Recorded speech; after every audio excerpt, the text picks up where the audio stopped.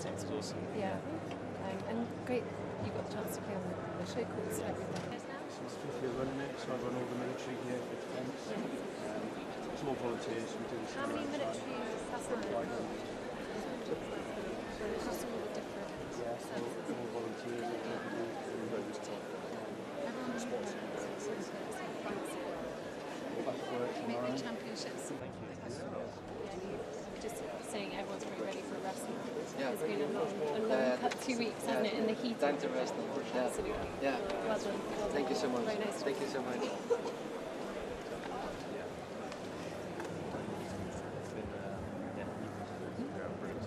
Enjoy it. Yeah. Only out from here now. Are you? Very nice to see you. Nice to meet you. Are you played already? Yeah. You won. Congratulations. Fantastic. The fourth. Wow. This is one of the hottest ones we've done. It feels quite warm. I think the robots have got quite a sporty temperature. Yeah. This is not running around playing. Are you a tennis man?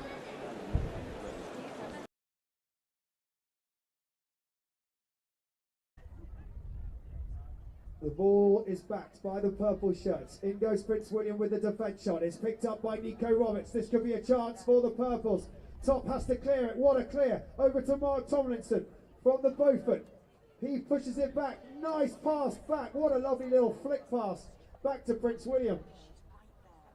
He's still got it. He's still got it. He's going to bring it forwards. There's a purple shirt waiting. Sarkis is waiting. Sarkis is waiting for the purple. Gabriele and Sarkis. He sticks and hooks Prince William out the way. Nico comes around. Purple shirts have it. Mark Tomlinson goes back in defence. Mark's got to rush back, but here comes Nico and Raffi on the attack. Look at that steal from Mark Tomlinson. Plays it in front of him. Check his pony up. He's going so fast. He's gone over the top of it. In comes Top. Interception. Purple shirts once again. Entitlement and status ever since, which is what makes Guards Polo Club one of the best polo clubs in the world. And we're very lucky to have that backdrop and be here on this polo field. Here's His Royal Highness. He's got to get back in defence because remember they've changed direction. Prince William coming over now. Gets bumped off. Oh, Sarkis went in there. That was a good challenge from him. And what's really nice is when Prince William would be saying, so we're going to go and play though, yeah? We're not just going to go and knock around. We're going to go and play. We're going to go and be hard out there. We're going to get physical, army boys. And that's literally, he'll be the one leading that conversation. He wants to go hard. He wants to make sure we have a competitive. There's the pass. There's the pass from Mark Thompson.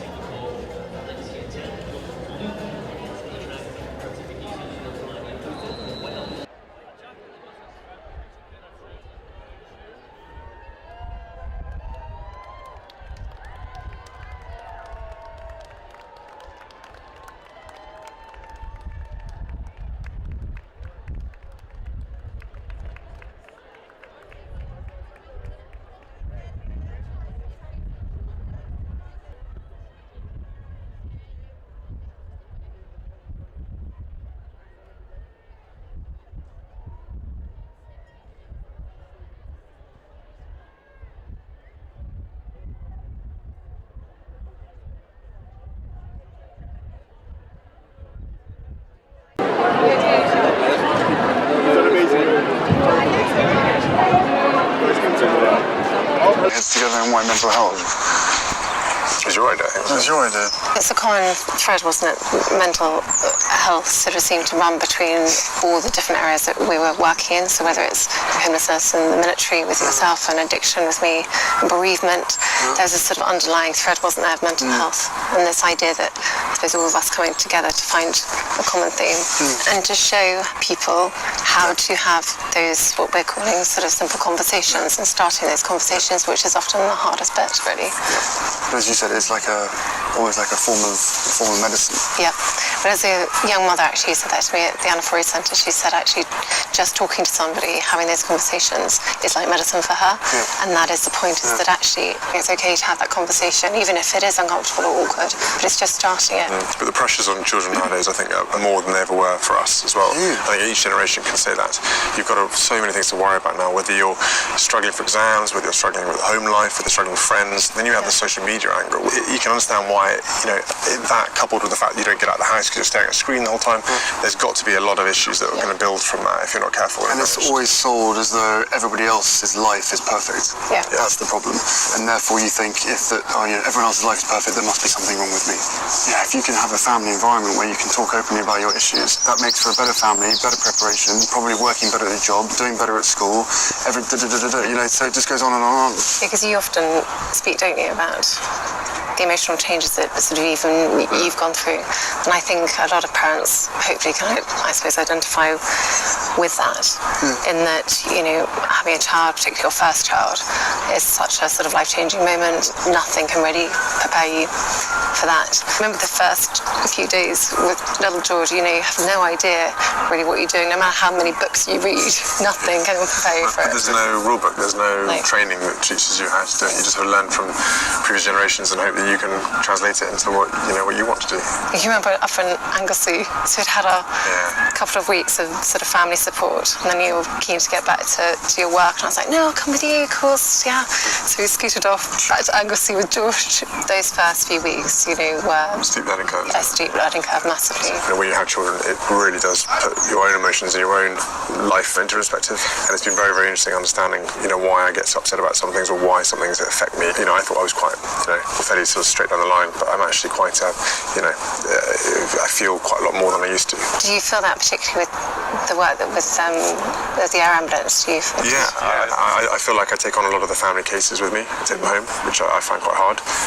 And luckily we've got a good support network at work, and just talking about it amongst all of us and being able to, understand the process and hear, good news and bad news, but follow some of these cases through to the end is quite important.